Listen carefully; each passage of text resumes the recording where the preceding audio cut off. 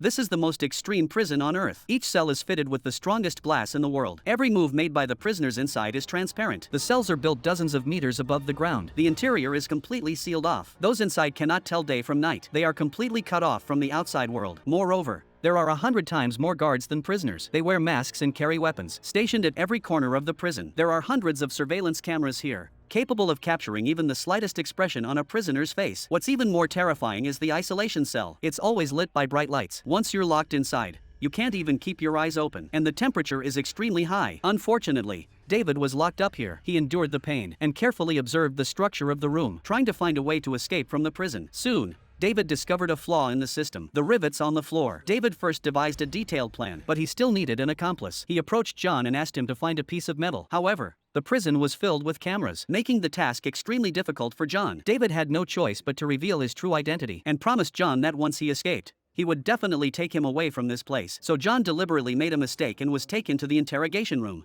constantly provoking the warden with profanity. Sure enough, the warden fell for it quickly and ordered his subordinates to subject John to water torture. John took the opportunity to roll over and crawl under the table, successfully obtaining the only piece of iron there. Soon, John handed the metal plate to David. David also revealed his plan to John. He intended to return to the isolation cell to find more vulnerabilities in the prison. After hearing this, John immediately took action. He deliberately started to fight with others to create chaos, while David seized the opportunity to hold the bread in his hand. Soon, the guards arrived and locked everyone in the isolation cell. As soon as David entered, he bent the metal plate. Then, the strong light reflected off the metal plate onto the rivets. Soon, the screws on the ground popped out slightly. David quickly pulled out the screws, wrapped them in bread, and put them in his mouth. He frantically tapped the ground to signal John. Upon hearing this, John immediately shouted loudly, drawing the guards' attention. John took the opportunity to take the bread out of his mouth and cover the camera. Then he opened the room's hatch and crawled inside. He went underground and climbed up the pipe, but when he reached the top and opened the hatch, David looked out at the endless sea and fell into deep despair, because this prison was a cruise ship anchored at sea.